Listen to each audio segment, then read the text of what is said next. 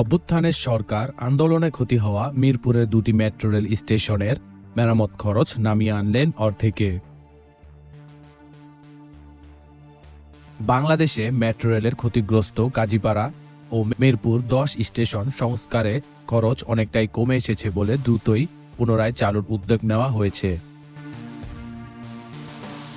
কোটা সংস্কার আন্দোলনের সময় এই দুই স্টেশনে হামলা ও ভাঙচুরের পর সরকার সংস্কার কার্যক্রম হাতে নেয়।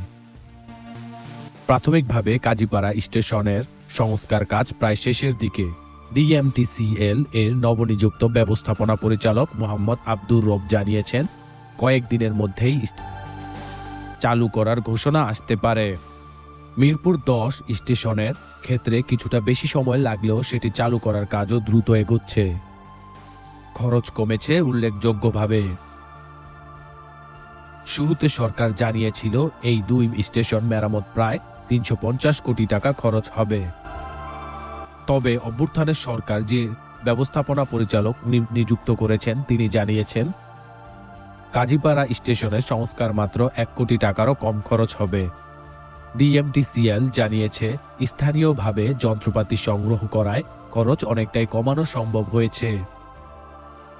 আগে আমদানি করার পরিকল্পনা থাকলেও এখন সিস্টেমের বেশিরভাগ যন্ত্রাংশ স্থায়ীভাবে সংগ্রহ করেই কাজ শেষ করা হচ্ছে। গত জুলাই মাসে মিরপুর 10 এবং কাজীপাড়া স্টেশনে হামলার পর ব্যাপক ভাঙচুর হয়।